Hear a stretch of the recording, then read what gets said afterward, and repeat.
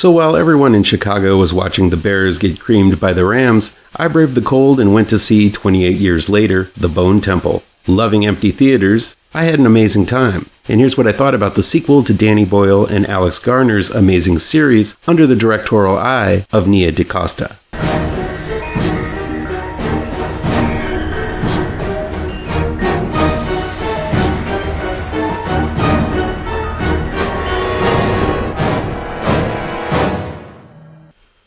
"28 Years Later, The Bone Temple" is now playing in theaters from Sony Pictures Entertainment. It's directed by Nia DaCosta and written by Alex Garland.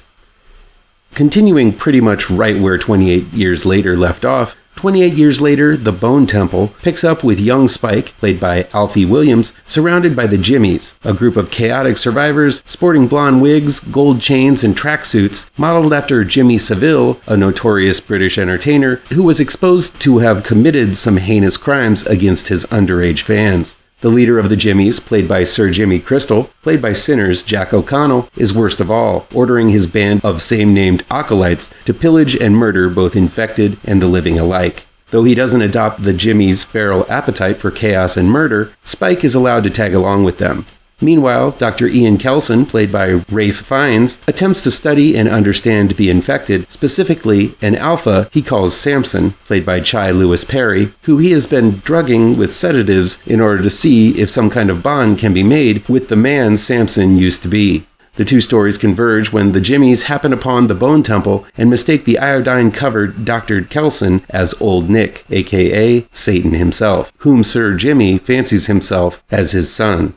28 Years Later established the rules and explored a world that has evolved since the affected overran Europe. We know the rest of the world has quarantined at least the UK and possibly further, and that the infected has evolved, some of them into alphas, massive man monsters more savage and powerful than the other infected. Humanity has also survived, such as the island where Spike is from, an island that survives by following a set of strict rules. This structured society is the exact opposite of the chaotic band of rogues Spike finds himself entangled with. A lot of the first half of this film is dedicated to showing how horrible the Jimmies really are as they lay siege on a farmhouse full of survivors. Like the Droogs from A Clockwork Orange, the Jimmies are monsters who respect no one and follow no rules except those of the sadistic Sir Jimmy. If there is a criticism I can lob out at this early point of what will most likely be a long review, it's that I think it would have been more interesting to see Spike's sanity and morality challenged a bit further during his time with the Jimmies. He's terrified by them when the film opens. This opening scene undercuts Spike's growth we saw as he stood up to his strict father, Jamie, played by Aaron Taylor Johnson in the last movie, and reverts Spike into the quivering, crying child we knew him for most of the last film.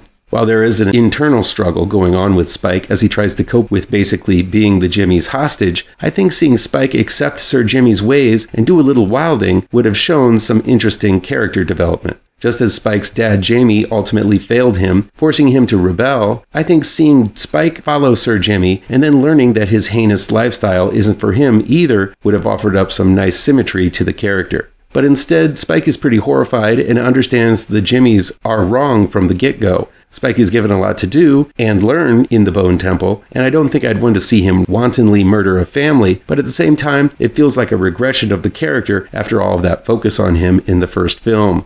But while the Jimmies are busy destroying any sense of normalcy, Ralph Fiennes' Dr. Kelson is attempting to understand and bring back some semblance of order to the world. He's still adding skulls to his Bone Temple and leads a very orderly life when we find him, but we get to know this character so much more intimately in the Bone Temple, seeing photos of his old life and hearing him sing Duran Duran songs to himself as he works through the day. While he functioned more as a symbol of normalcy and hope, teaching Spike important lessons about life and death, here he becomes more of a character with dimensions, as he at first is clinically fascinated with Samson, the alpha, and soon realizes, once Samson responds positively, that Kelson longs for friendship in this desolate world. Some of the more resonant moments in the Bone Temple are between Kelson and Samson, two very different people who long for peace. It's a momentary peace, of course, but it felt like a reward earned by both characters. Of course, this new peaceful existence building between Kelson and the infected is on a collision course with the Jimmies. The fact that I didn't want the meeting of these two storylines to occur shows how well written Alex Garland's script really is. But the clash is unavoidable, and seeing the way Garland and director Nia DaCosta orchestrate this meeting leads to the highlight of the film for me, when Sir Jimmy Crystal meets Dr. Kelson. This scene is pivotal and so well done between the wizened actor in Fiennes and the up-and-coming superstar with Jack O'Connell. It's a scene where the two simply sit down and have a conversation, Jimmy representing chaos and Kelson representing order. It shows an understanding of both characters on a molecular level by the actors and the filmmakers, but also seems to be saying something about how the world requires both chaos and order in order to exist. This is a theme that's been carried on from the last film. The result of this meeting leads to the spectacular climax where Fiennes channels his inner Voldemort one last time, and things get truly biblical by the end. It elevates the storytelling to an epic pitch and dazzled the hell out of me. As a writer myself, it's a sincere rush to witness the inner workings of a well-tuned script as it pulls all of the plot threads together. So seeing the stories of Kelson, Sir Jimmy, Samson, Spike, and the rest of the Jimmys all come together in a fiery spectacle turned to 11 is truly a sight to see.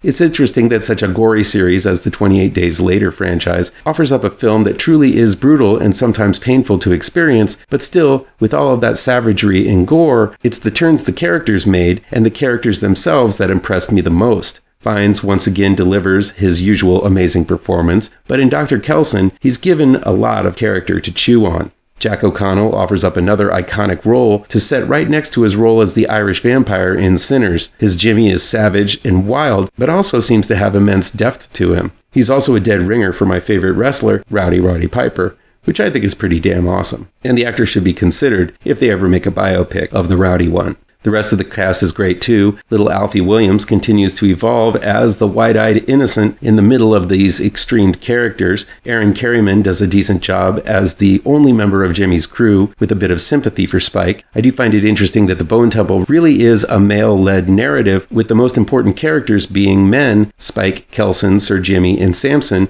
with only one of the Jimmys, played by Kellyman, being consequential to the story. I don't want to kick the hornet's nest, but I do feel it's notable that this film was made by a female director, yet still played around with so many male perspectives. It's just something that made me go, You know, these aren't jokes, these are thoughts, these are things that make you say...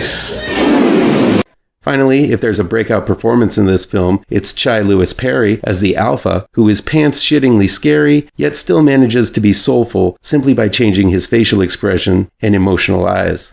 I was concerned when Nia DaCosta was announced as a director of 28 Years Later, The Bone Temple. I wasn't impressed by her Candyman remake, didn't have any interest in Hedda, and the less said about the Marvels, the better. But here it seems she has been given a bit of leeway and able to tell a cohesive story, though the revolutionary film techniques of this series was established in the first 28 Years Later, and DaCosta herself has said that the script was so good it was impossible to make a bad movie from it. DaCosta does seem to have talent, as she really gives a sense of serenity to the calmer shots, as well as capture the horrors during the more barbaric scenes. Hopefully this means better movies from her in the future, as this one's a winner. There's really not much else to say about 28 Years Later, The Bone Temple, but I'm going to be talking with my pal Christian Horn on the Part-Time Fanboy podcast about this film, so be on the lookout for that. Boyle and Garner have really fleshed out a fascinating world. The Bone Temple does shed some light on what the world looks like through the eyes of the infected, and it's pretty horrifying. That's the newest aspect introduced in this movie. Personally, I really don't like the way Romero's Dead films kept moving towards humanizing the zombies, and it seems, in its own way, that's where this series is going. We'll see how that pans out in the next movie. It may not be as epic and far-reaching as 28 Years Later was, but 28 Years Later, The Bone Temple is a worthy sequel that hones in on this marvelous and horrible world full of memorable characters, potent terrors, and iconic moments galore. Did you guys see 28 Years Later, The Bone Temple this weekend? If you did, let me know. If you didn't, let me know why not. Talk to me down in the comments. Please do me a favor and punch that like button down below. Share this video with all of your social media addicted pals. Click subscribe to this channel and ring that bell for notifications.